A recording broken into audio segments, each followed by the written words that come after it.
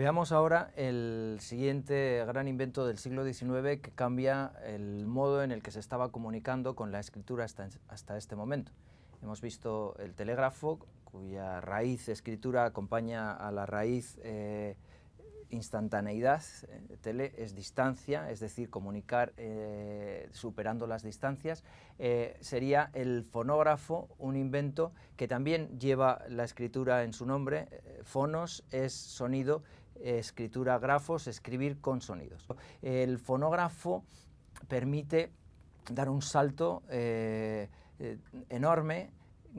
También va a tener que popularizarse poco a poco e ir mejorando, ¿no? La radio al principio se llamó telegrafía sin hilos, porque era una especie de comunicación en la distancia también, pero tiene mucho que ver con la derivación del fonógrafo y su posibilidad de enlatar las voces para después hacer con ellas lo que se quiera. Se pueden distorsionar, alargar en el tiempo.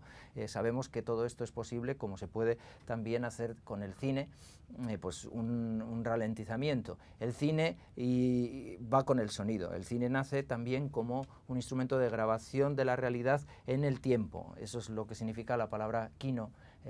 Kino es movimiento en griego y son imágenes que se mueven, es decir, imágenes que se prolongan en el tiempo. No es como la still picture, sino la moving picture, que es como se dice en inglés, y por tanto está más unido al fonógrafo que a la fotografía, aunque veremos que también tiene una conexión y una raíz con este tercer gran invento del siglo XIX, que es la fotografía. De nuevo, grafos, escritura con fotos, luz. La luz escribe sobre un soporte lo que tenemos al otro lado del objetivo. Al otro lado del objetivo hay una realidad que queda plasmada gracias al arte de la luz en ese soporte, que puede ser cualquier cosa, puede ser papel o puede ser cualquier material. Al principio era una superficie de plata, puesto que son las sales de plata, la capacidad de transformación por acción de la luz de las sales de plata, lo que permitieron hacer las primeras fotografías, y hasta hace muy poco, cuando se seguía haciendo el sistema analógico, todavía las sales de plata eran las protagonistas del proceso químico.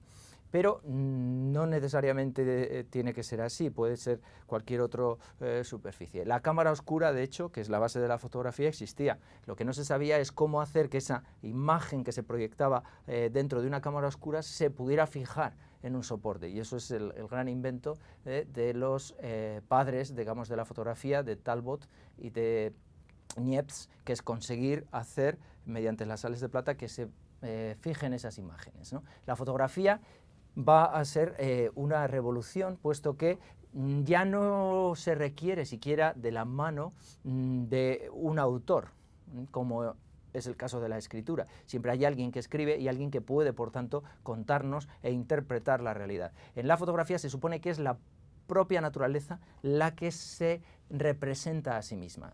The pencil of nature fue como Talbot bautizó a la fotografía al principio, el lápiz de la naturaleza que se hace a sí misma, ¿no?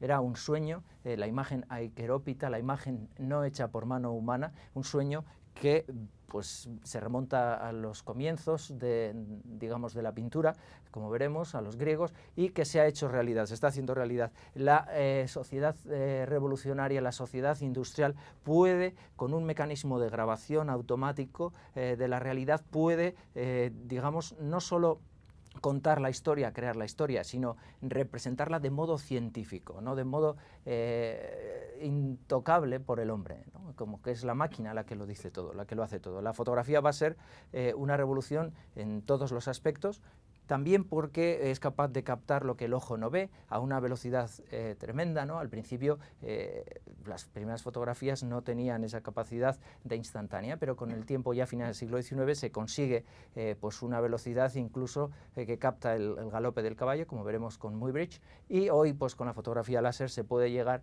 a captar hasta 10.000 millones de décimas de segundo, algo totalmente impensable, ¿no?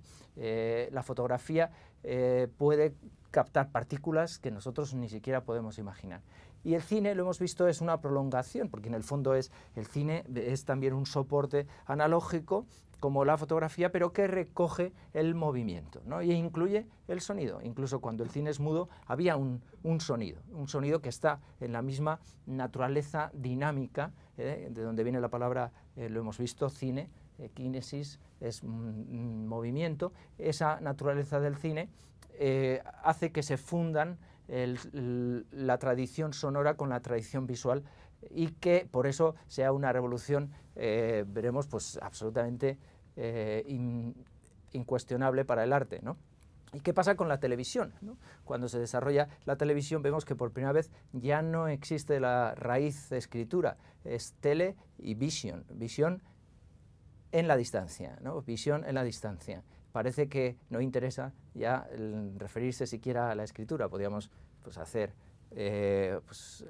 juegos con esto, que la televisión es asesina de la escritura, también como pues decía Platón que la escritura iba a ser asesina de la cultura oral, pero pase lo que pase, desde luego la televisión es una novedad también comunicativa, puesto que la televisión tiene mucho que ver con el directo, a diferencia del cine, que puede ser una recreación ficticia de la realidad. La fotografía nace con el reportaje y de hecho va a ser competidora de las grandes revistas de reportaje del momento, de Tribune, Life, que se van a hundir, claro, porque la gente ya no esperaba una semana a conocer lo que estaba pasando en el mundo, quería verlo en directo, ¿no? Y este sí que va a ser otro cambio de paradigma fundamental, pero nosotros vamos a estudiar por lo que influye en la tradición visual, sobre todo el tema de la fotografía, y le dedicaremos el siguiente vídeo.